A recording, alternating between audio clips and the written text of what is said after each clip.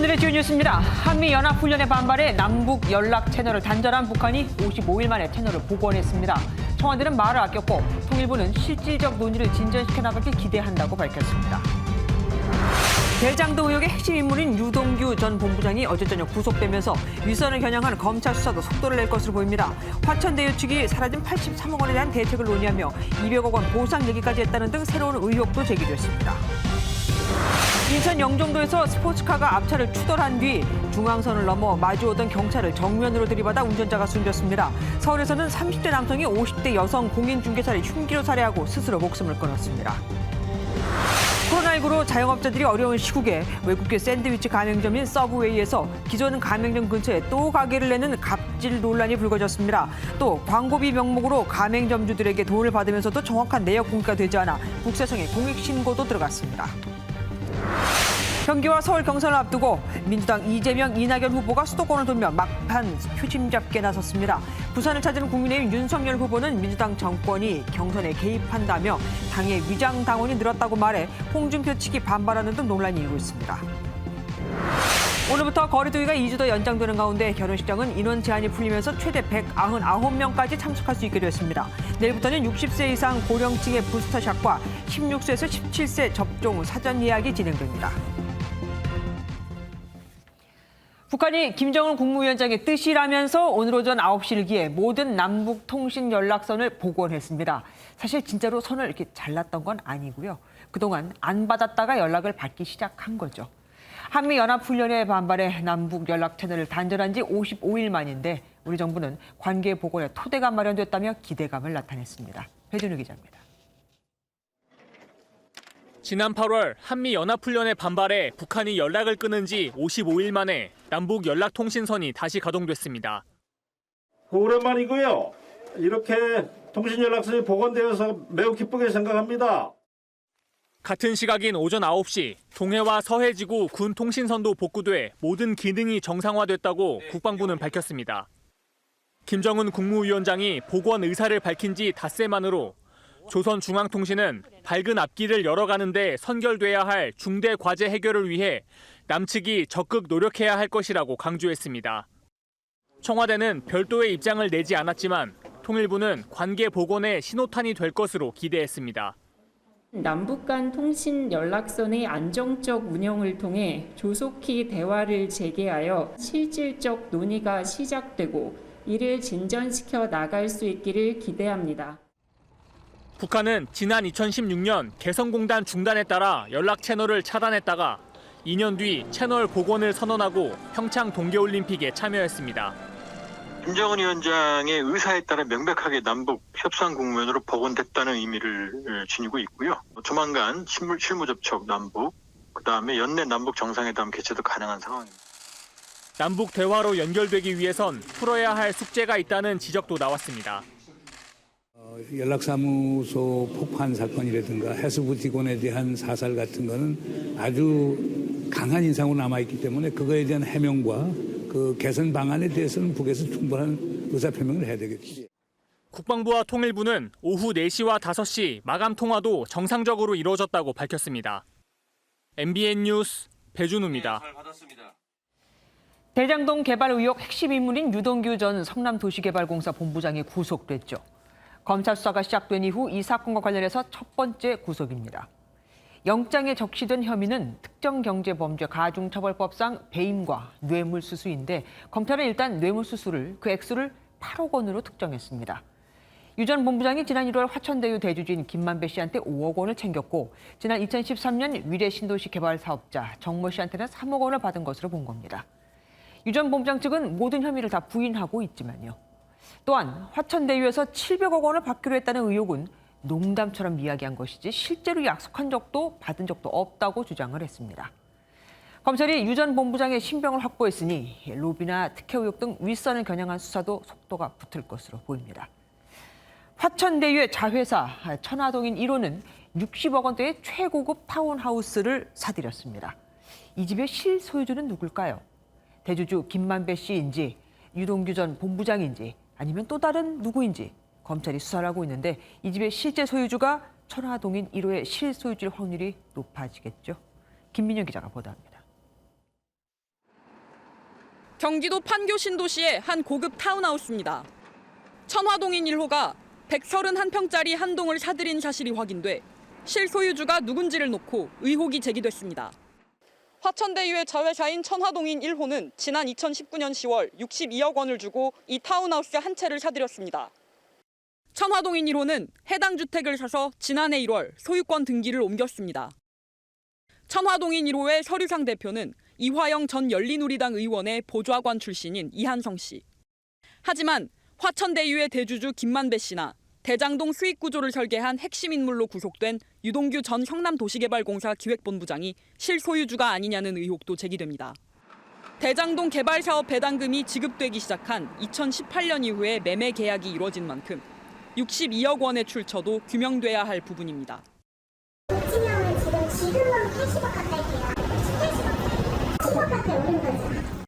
경비와 보안이 철저한 것으로 유명한 이곳을 천화동인 관계자들이 회동 장소로 이용했을 것이란 추측도 나옵니다. 저희가 얘기는 다른 업체에서 오시거나 하셨을 경우에는 저희가 기록을 하고요. 그게 아니라 저희는 기록을 안 해요.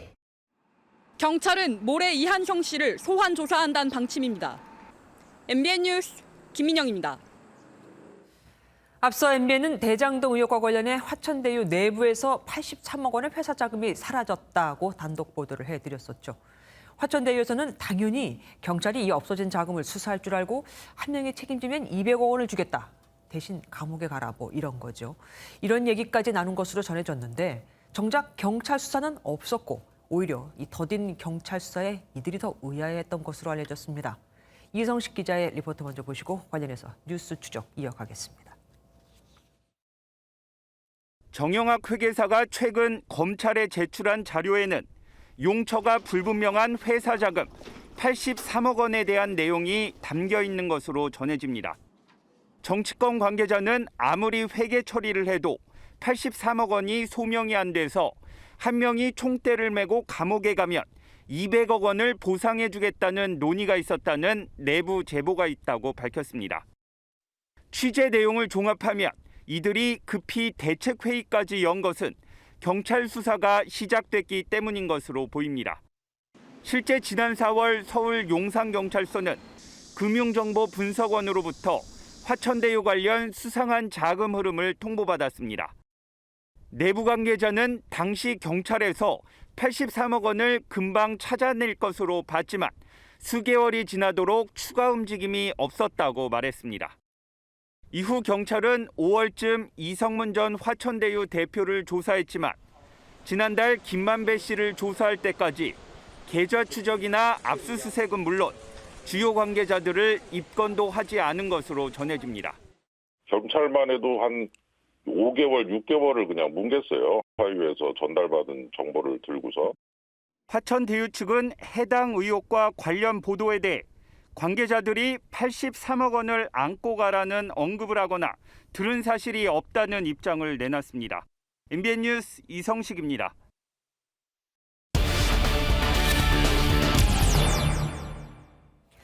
대장동 키맨으로 지목된 유동규 성남도시개발공사 전 본부장이 구속됐으니 이제 더 윗선으로 수사가 옮겨갈까요?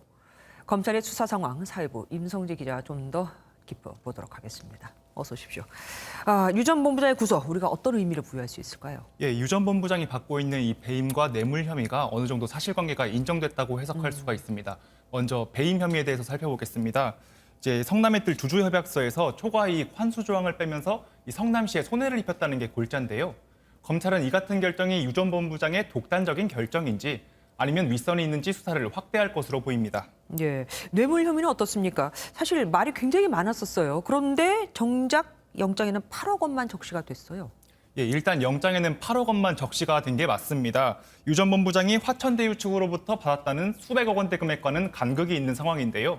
하지만 김만배 씨 소유 천화동인 1호가 사실은 유 전 본부장 몫이라는 주장도 함께 제기되고 있습니다.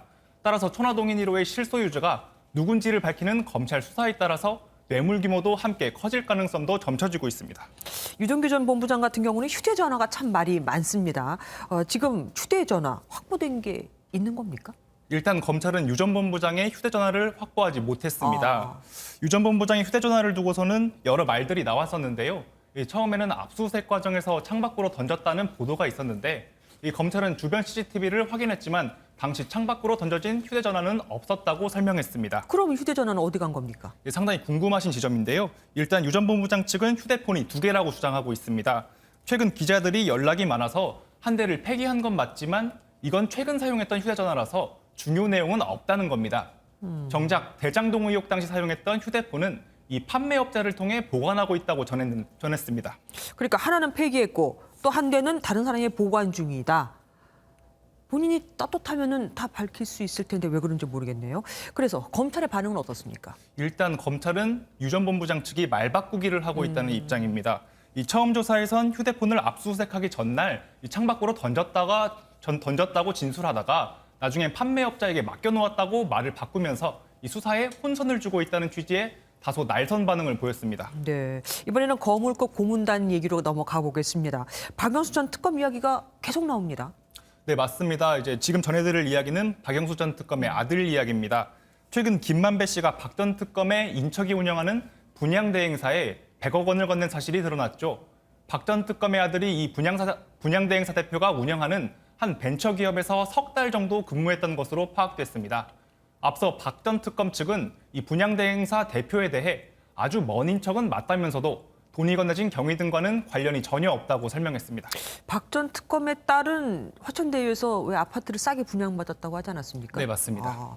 그리고 50억 원 퇴직금 논란을 받은 곽상도 무소속 의원의 아들 어떻게 됐습니까, 지금? 최근 검찰은 곽상도 의원의 아들인 곽병채 씨의 자택 등을 압수수색했습니다. 이때 제시한 영장에는 곽 의원이 뇌물 혐의 피의자로 아들 병채 씨는 참고인으로 적시된 것으로 전해졌습니다. 네. 당초 아들 병채 씨는 대장동 개발 당시 이 문화재 문제를 해결했다고 언급하기도 했는데요.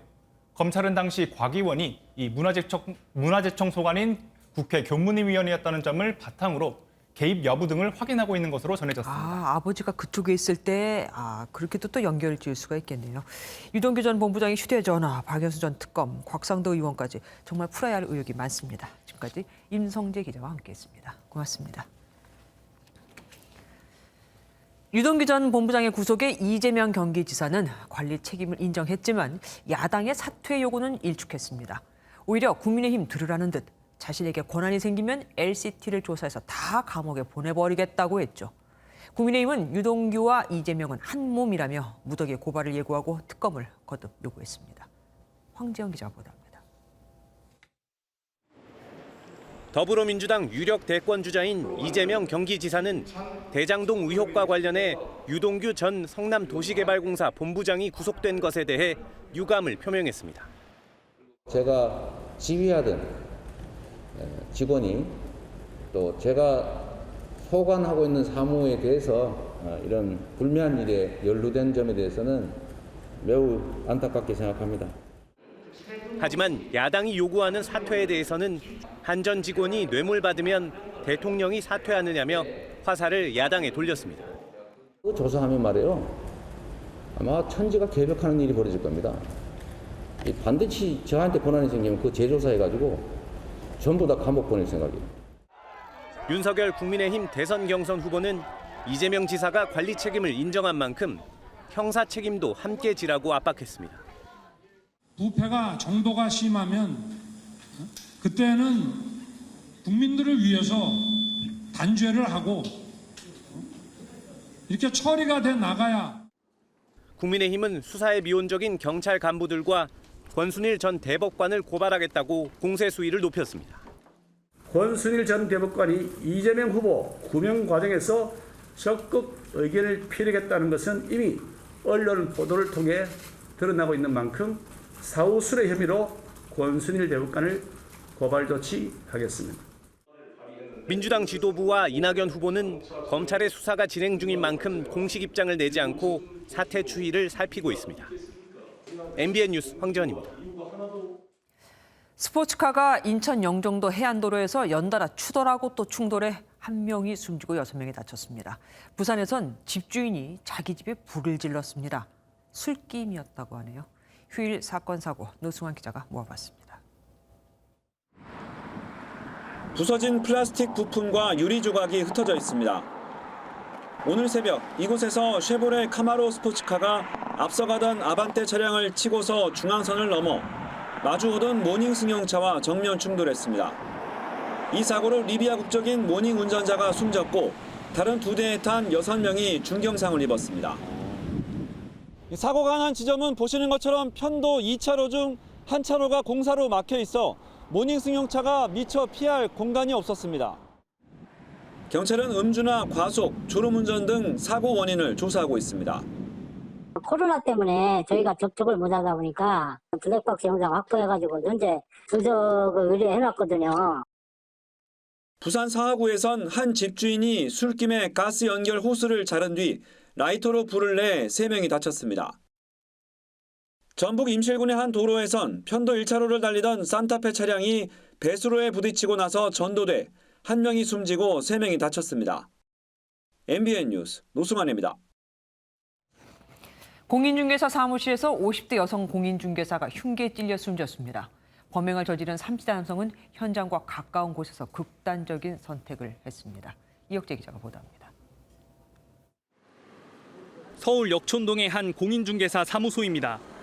오늘 오전 11시 반쯤 이곳 사무소를 운영하는 공인중개사 50대 여성 A씨가 숨진 채 발견됐습니다. 주변 사람들하고 같이 물청소에서 치웠죠. 30분 정도 치웠을 거예요. 신고를 받고 출동한 경찰은 30대 남성 B씨가 A씨를 흉기를 이용해 살해한 것으로 보고 있습니다. 경찰 조사 결과 B씨는 승용차를 타고 공인중개사 사무소를 찾아갔고 범행 후 다시 그 차를 이용해 범행 현장을 빠져나갔습니다. 남성은 범행을 저지른 후 약 180m 떨어진 빌라에서 극단적 선택을 한 것으로 알려졌습니다. 현장에서 유서 등은 발견되지 않은 것으로 전해졌습니다. 경찰은 피의자와 피해자의 관계와 범행 동기 등 사건 경위를 조사할 방침입니다. MBN 뉴스 이혁재입니다.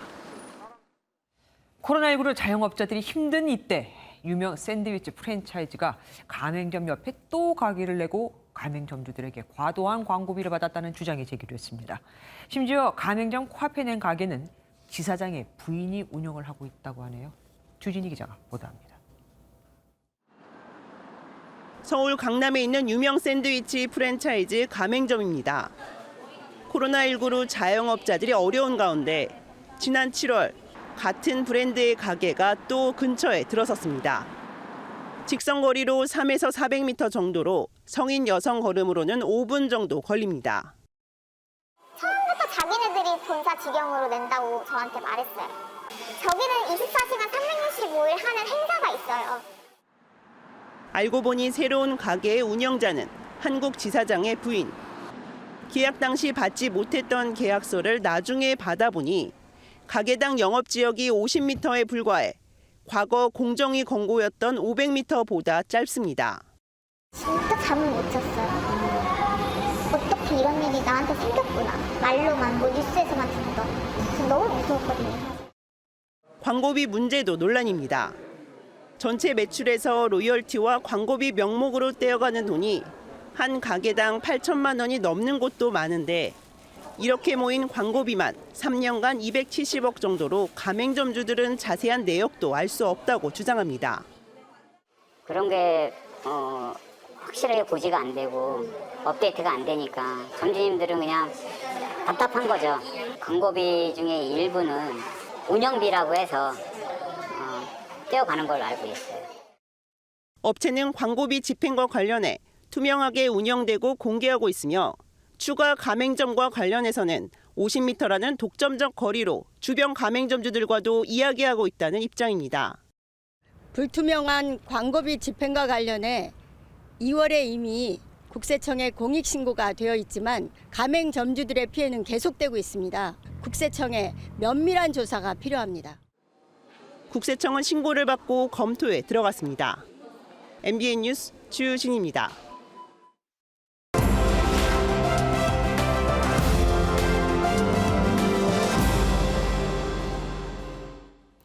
키워드를 살펴보는 오늘의 화제, 빅뉴스 시간입니다. 조희로 기자 나와 있습니다. 어서 오십시오. 조 기자, 첫 번째 키워드 뭐 준비하셨습니까? 네, 첫 번째 키워드는 파리 강타한 오징어 게임입니다. 프랑스 파리 얘기하는 거예요? 여기서도 오징어 게임이 인기인가 보네요? 그렇습니다. 그제와 어제 이틀 동안 넷플릭스 측이 파리에 팝업 스토어를 열었는데요. 오징어 게임에 나온 딱지치기, 달고나 뽑기 등을 체험할 수 있는 공간입니다. 그런데 보시는 것처럼 팝업 스토어에 들어가려는 사람들로 긴 행렬이 만들어졌습니다. 기다리다 지쳤는지 길가에서 딱지를 치기도 하고요. 전날부터 주변에서 노숙을 한 사람들도 있었다고 하니 그 인기가 어느 정도인지 실감할 수 있을 것 같습니다. 야, 전날부터 줄을 서서 기다릴 정도면 정말 대단하네요. 그런데 싸움도 일어났다고요. 그렇습니다. 지금 보시는 장면인데요. 두 사람이 엉겨붙어 주먹 다짐을 하고 있습니다. 인파가 너무 몰리고 입장 제한도 있다 보니 충돌이 있었던 것으로 보이는데 결국 경찰까지 출동하고 나서야 멈췄다고 합니다. 또 중국에서는 이달 말 헬로윈을 앞두고 오징어 게임 의상을 대량 생산 중이라고 하는데요. 해마다 할로윈이 되면 유행하는 복장을 입고 거리를 활보하는데 올해는 열의 아홉은 오징어 게임 의상을 입지 않을까 이렇게 생각이 됩니다. 이렇게 보니까 진짜 실감이 나네요. 그리고 프랑스 파리 같지가 않아요. 사람들 모여갖고 딱지치기 하는 거 보니까. 다음 키워드 보겠습니다. 다음은 손가락 위주로 씻어서입니다. 이거 윤석열 후보 이야기죠. 오늘도 종일 화제던데요. 그렇습니다. 앞서 논란이 됐던 손바닥 왕자 관련한 언급이 있었는데요. 윤석열 캠프 김용남 대변인은 이렇게 설명했습니다. 이거저거 다 떠나서 윤석열 후보는 손 안 씻으세요? 주로 손가락 위주로 씻으시는 것 같아요. 앞으로 저희는 이제 왕뚜껑 라면도 안 먹을 거고요. 배에도 네. 볶은 왕자도 안 새기겠습니다. 네. 질려도 진짜 단단히 질렸나 봅니다. 그래서 결국 그 왕자는 어떻게 새겨진 거라는 겁니까? 네, 윤석열 후보 주변에 사는 할머님들께서 기운내라는 뜻으로 적어준 거라고 합니다. 그러면서 단순 해프닝인데 계속해서 공세를 펼치는 것에 대해서도 너무하는 것 같다고 덧붙였습니다. 그만큼 관심이 많다는 반증이기도 하겠죠. 다음 키워드는요? 다음 키워드는 개고기송 멈춰입니다. 아니 개고기 노래라는 것도 있습니까? 그렇습니다. 우리나라 축구 레전드 박지성 선수 이야기인데요. 2005년부터 2012년까지 영국 맨체스터 유나이티드에서 활약할 때 팬들이 직접 만들어준 노래를 두고 한 말입니다.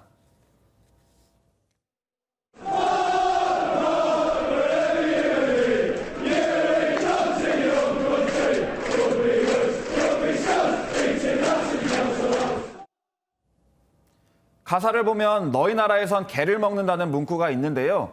사실 이 응원가는 라이벌인 리버풀 구단을 조롱하기 위해 만든 노래인데 비교하다 보니 공교롭게도 한국인을 비하하는 표현이 들어간 겁니다. 어쨌든 뜻은 좋다고 할지 몰라도 듣는 한국인은 굉장히 불편합니다. 근데 제가 궁금한 건 박지성 선수가 지금 현직에서 뛴 지가 한참 됐잖아요. 왜 이제 와서야 저걸 멈춰달라고 하는 거죠? 네, 현재 영국으로 팀을 옮긴 황희찬 선수를 두고도 맨유 팬들이 바로 이 노래를 불렀기 때문입니다. 박지성 선수는 처음엔 가사가 불편했지만 자신을 위한 응원가가 자랑스러웠다고 밝혔습니다. 하지만 세상이 변했고 한국인에 대한 모욕일 수도 있다는 생각이 들었다면서 팬들에게 이제 그만 불러달라고 호소한 겁니다. 확실히 서양에서 우리나라를 어떤 시선으로 바라보는지 그 느낌이 오긴 옵니다. 다음 키워드는 뭡니까? 다음 키워드는 혼자서 269채 부동산 쇼핑입니다. 아니, 요즘 세상이 어떤데 저게 가능한 겁니까? 믿기 힘들지만 실제로 일어난 일입니다. 타겟은 공시가격 1억 미만 주택들이었는데요. 7.10 대책 이후 다주택자는 매매 가격의 최고 12%까지 취득세를 내야 하는데 1억 미만은 수백 채를 사도 1%만 내는 허점을 파고든 겁니다. 예. 그래서 한 개인은 공시가격 1억 원 미만 아파트를 269가구나 사들였고 법인 중에는 1,978가구를 쇼핑하듯 사들인 사례도 있었습니다. 쇼핑도 이렇게는 안 할 것 같은데요. 어쨌든 거의 쓸어 담았습니다. 다른 사례도 혹시 있습니까? 다른 사례도 있습니다. 2018년도엔 만 0살 아기가 무려 24억 9천만 원짜리 집을 매입하기도 했습니다. 0살이요? 그렇습니다. 자기 돈 9억 7천만 원을 조달해서 다른 사람과 공동으로 사들인 건데 더 놀라운 건 증여나 상속을 받은 것도 아니었습니다. 자료에 따르면 만 1살 미만 영아가 주택을 구입한 사례는 11건이나 있었고 매입 규모도 25억을 넘는 것으로 나타났습니다. 야, 능력 있는 아기네요. 태어나기도 전부터 저렇게 돈을 벌어놓고. 마지막 키워드 보겠습니다. 마지막 키워드는 그냥 타입니다. 예전에는 야타라는 게 있었는데 이게 누구한테 한 말입니까? 교통카드를 깜빡한 한 대학생을 무료로 태워준 버스 기사와 이에 보답한 대학생의 훈훈한 이야기입니다. 추석 연휴 마지막 날 저녁 대학생 A씨가 버스를 탔는데 하필 교통카드를 놓고 왔다고 합니다. 이미 버스는 출발해서 오도 가도 못한 상황이 됐는데 버스 기사가 괜찮다, 그냥 타라고 한 겁니다. 예. 덕분에 무사히 귀가한 A씨는 며칠 뒤에 버스 회사를 방문해서 당시 못 낸 버스비와 텀블러 30개, 편지 한 통을 전달했는데요. 힘든 일상을 보내던 상황에서 기사님의 선행이 많은 위로가 됐다며 고마움을 전했습니다. 선의가 선의를 낳았습니다. 선의는 굉장히 빠르게 전파된다고 하던데 맞네요. 지금까지 조희로 기자와 함께했습니다. 정부로부터 수백억 원의 예산을 받아 LPG 배관망을 까는 정부 사업단장이 낙하산 인사라는 의혹이 제기됐습니다. 관련 분야의 경력이 전혀 없는 전 국회의장 비서관이었는데 당시 국회의장의 영향으로 거기 가게 된 게 아니냐 이거죠. 공모 절차 한 번 없이 그냥 초빙으로 단장에 취임을 했거든요. 우종원 기자가 단독 보도합니다. 작업자들이 배관을 묻은 땅을 다집니다. 일일이 가스통을 배달했어야 하던 오지 지역 가구에 LPG 배관망을 연결해주는 사업입니다. 음식을 하다가 가스가 떨어지면은 음식물은 막 끓는데 가스가 떨어지니까 주문을 해야 되잖아요. 주문하면 방금 오는 것도 아니고. 현재 이 사업은 산업통상자원부의 위탁으로 한국 LPG 배관망 사업단이 진행하고 있습니다. 그런데 사업단의 첫 단장으로 온 현 황모 사업단장이 에너지 분야 전문 경력이 없는 낙하산 인사라는 의혹이 제기됐습니다. 구자근 의원실에 따르면 황 단장은 2016년부터 2년간 정세균 국회의장 정책비서관으로 근무한 뒤 정 의장 임기가 끝나자마자 공모 절차 없이 산자부와 사업단의 초빙으로 단장에 취임한 걸로 나타났습니다. 수백억 원의 예산을 지원한 LPG 배관망 사업은 국민의 안전과 직결된 사업입니다. 전문성이 전혀 없는 낙하산 인사를 채용하고 황 단장은 전문 지식이 없는 건 맞지만 정부 지자체와 소통을 맡았고 취임 1년 전부터 미리 요청을 받고 준비해 면접을 통과했다며 낙하산 표현은 적절하지 않다고 해명했습니다. 국민의힘 분석에 따르면 이 같은 소위 캠코더 인사는 올 들어 8월까지 임명된 정부 산하 공공기관 임원 728명 중 13%인 99명인 걸로 나타났습니다. MBN 뉴스 우종환입니다. 국민의힘 유력 대권 주자인 윤석열 후보가 최근 당원이 급증한 것에 대해 위장 당원 가능성을 언급하면서 논란이 일고 있습니다. 서울 지역 경선을 앞둔 민주당 이재명, 이낙연 두 후보는 수도권 표심 잡기에 나섰습니다. 강세영 기자입니다.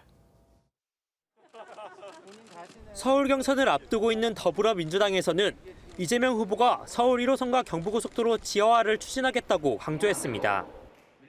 강북 발전을 가로막고 있는 지하철 1호선 지상 구간 서울역에서 온수역, 청량역과 도봉역 사이를 지하화해서 이낙연 후보는 서울과 평양 대표부 설치를 추진하겠다고 말했습니다. 제가 대통령이 당선되면 문재인 대통령님과 협의해 빠른 시일 안에 대북 특사를 평양에 보내 정권 교체의 공백 없이.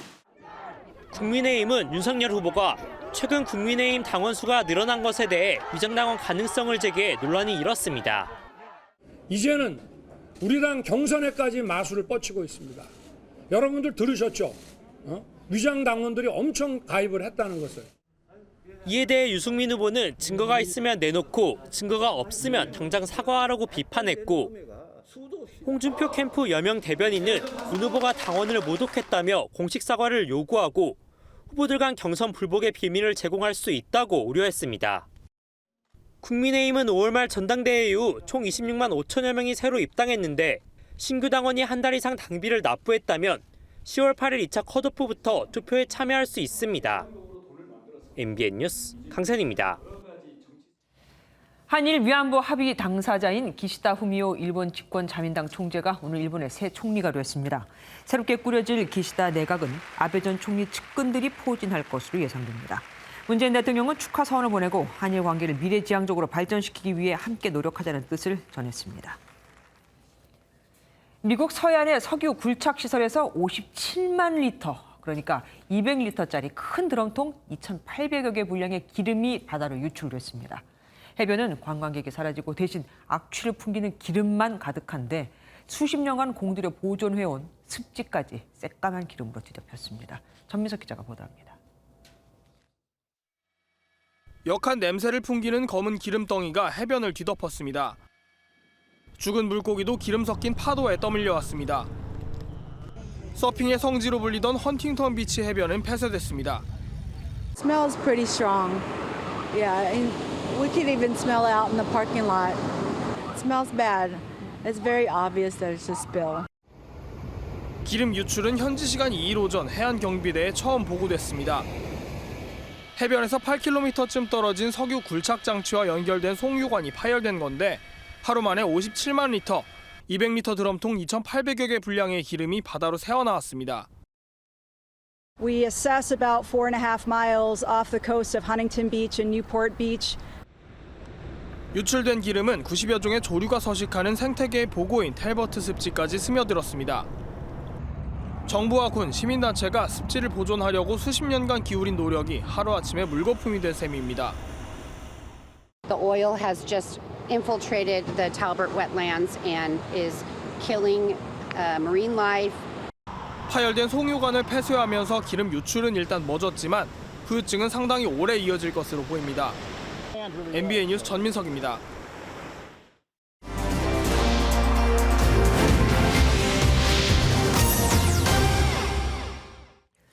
전기차 보급이 늘면서 기름 넣는 주유소는 곧 사라질 거다. 너도 나도 온라인으로 물건을 사면서 오프라인 쇼핑몰엔 이제 가지 않게 될 거다. 이래서 대표적인 사양 산업으로 여겨지는 주유소와 쇼핑몰이 살아남기 위해 전략을 모색하고 있습니다. 어떻게 바뀌고 있을까요? 세상 돋보기 박은지 기자가 가봤습니다. 휘발유와 경유 가격이 내걸린 평범한 주유소인 줄 알았는데 주유기 옆엔 전기차 충전기 2대가 서 있습니다. 지난달 처음 설치했고 하루 20여 대 정도가 충전하러 옵니다. 주유소가 이제 사양 산업이다 보니까 여러 가지 많은 사업들을 같이 진행을 하고 있잖아요. 이제 그것들 중에 하나로 이제 저희도 이제 전기차 충전소를 생각을 하게 됐고, 전기차 운전자들은 새로 생긴 충전기가 반갑습니다. 충전소 때문에 이렇게 지금 불편한데 주유소에 충전소가 있으니까 입지가 좋고 더 많이 확장됐으면 좋겠어요. 주유소가 곧 사라질 거라는 위기감에 대형 정유사들도 전기 충전소 설치를 늘리고 있습니다. 생존 전략을 짜는 주유소는 빈 공간으로도 눈을 돌렸습니다. 이곳 주유소에선 물품을 보관할 공간이 더 필요한 고객들에게 개인 창고를 대여하고 있습니다. 세로 길이 2m가 넘는 큰 사물함엔 집에 두기 어려운 다양한 물건이 들어갑니다. 주로 침구, 선풍기 등의 가전등과 레저용품들까지도 보관을 하고 계시고요. 도심에 있는 창고이기 때문에 날짜에 구애 없이 빈 공간을 활용해 택배 중간 창고 역할을 하고 드론과 로봇으로 배달하는 방안도 준비 중입니다. 분수공원에 시민들이 놀러 나온 듯한 풍경입니다. 알고 보니 이곳은 최근 개장한 쇼핑몰입니다. 물건만 사는 거라면 온라인 쇼핑몰에서 구매하면 되다 보니 오프라인 쇼핑몰은 전략을 바꿨습니다. 쇼핑몰 내 카페는 농촌 체험형 공간으로 꾸몄습니다. 농부들이 같이 운영하고 있는 카페고요. 바로 뒤쪽에 지금 산과 그리고 나무들과 함께 하고 있어서 소비자가 와서 머물 이유를 만든 겁니다. 근데 우리 3-4시간을 놀이터에서 놀고 식사하고 오픈된 공간이 많아서 아이들이랑 오기 좋을 것 같아서 왔습니다. 바뀌지 않으면 말 그대로 문을 닫아야 할 사양 산업들이 생존을 위한 변신에 나섰습니다. 세상 돋보기였습니다.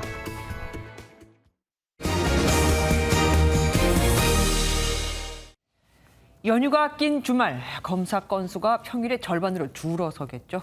신규 확진자는 1,673명, 11일 만에 2,000명 아래로 내려왔습니다. 오후 6시까지 확진자는 오늘입니다. 1,167명으로 어제와 비슷한 수준. 하지만 다음 주엔 한글날 연휴도 있으니 추가 확산 우려는 여전합니다. 참 오늘부터 결혼식장은 최대 199명까지 참석할 수 있고 내일부터는 75세 이상을 시작으로 첫 부스터샷 사전 예약이 시작됩니다. 정태진 기자가 취재했습니다. 서울의 한 결혼식장입니다.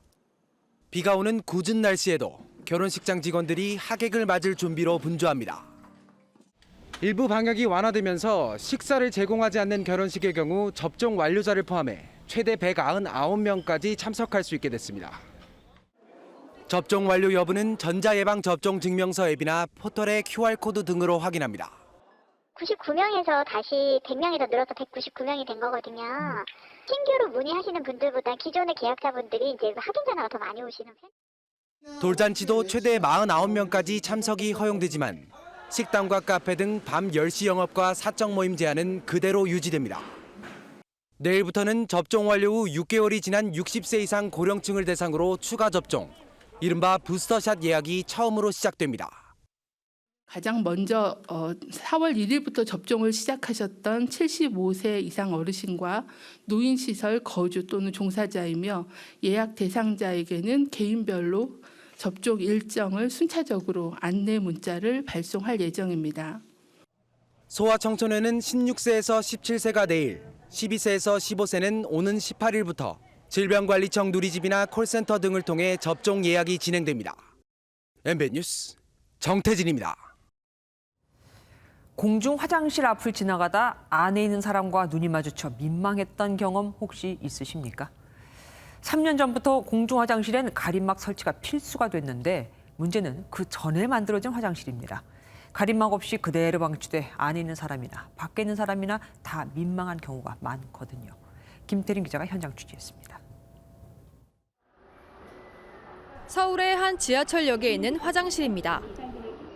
화장실 앞을 지나가는 사람의 눈에 화장실 안이 훤히 보일 수밖에 없는 구조입니다. 다른 지하철역도 마찬가지입니다. 구조상의 이유가 아니라 문이 있어도 문제가 있는 경우도 많습니다. 공원에 있는 공중 화장실입니다. 이렇게 문이 항상 열려 있는데 문을 닫아도 투명한 유리여서 안이 다 들여다 보입니다. 이 공원에 있는 공중 화장실 문은 끈으로 묶여 있어 문을 닫을 수 없게 되어 있습니다. 볼일 보는데 보일 수밖에 없잖아요, 애들한테. 그래 그게 좀 난감하거나 민망하긴 하죠. 양쪽 다 약간 좀 곤란할 것 같아요. 공중 화장실 등에 관한 법률 시행령엔 화장실은 내부가 보이지 않아야 하고 소변기 가림막을 설치해야 한다고 나와 있습니다. 하지만 이런 내용이 만들어진 건 2018년 1월이고 그 전에 만들어진 화장실엔 소급 적용되지 않습니다. 취재진이 돌아본 20여 곳 중 10곳이 넘는 곳이 문을 잠글 수 없는 상태거나 구조상 소변기가 보이는 곳이었습니다. 노숙자에서부터 대통령까지가 다니는 곳이 공중 화장실이거든요. 보이는 부분 쪽에다가 가림막이나 커튼 등으로 해서 최소한의 사생활 침해의 소지가 일어나지 않도록. 적은 비용과 약간의 배려만 있어도 화장실 이용객 모두 편안해질 수 있습니다. MBN 뉴스 김태림입니다. 스타벅스 일부 직원들이 처우 개선을 위해 모레 트럭 시위를 벌일 것을 예고했습니다. 스타벅스는 그동안 수시로 굿즈 상품을 제공하는 행사를 벌여왔는데 이 때문에 직원들이 경무에 시달렸다는 불만이 제기돼 왔습니다.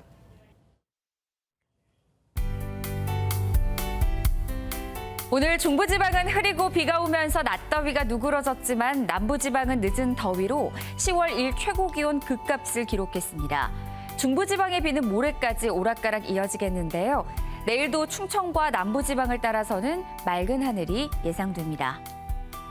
예상되는 비의 양은 강원 북부에 150mm 이상, 경기 북부에는 100mm 이상이 집중되겠습니다. 그 밖에 서울과 인천, 강원 남부에는 30에서 80mm, 10에서 40mm가량이 예상되고요. 경기 남부와 충청 북부, 경북 북부 내륙을 따라서는 5에서 10mm가량으로 양이 많지는 않겠습니다. 내일 새벽에 남부 내륙을 따라서는 가시거리가 200m 이하에 머무는 등 안개가 매우 짙게 낄 것으로 보입니다. 강원 산지와 서해안, 영동에서는 바람이 무척 강하게 불겠고요. 그 밖에 중서부 지역을 따라서도 바람이 강하게 부는 곳이 있을 것으로 보여 주의하셔야겠습니다. 오늘 밤부터 내일 낮 사이 경기 북부와 강원 북부를 따라서는 강한 비가 집중되겠습니다. 남부지방은 내일도 광주의 낮 최고 기온 29도까지 오르겠고요. 대구는 30도를 기록하겠습니다. 동해안 지역 바람이 강하게 부는 곳이 있을 것으로 보여 주의가 필요합니다. 목요일에도 중부지방에는 비가 내리겠고요. 한글날에는 맑은 하늘 예상됩니다. 날씨였습니다.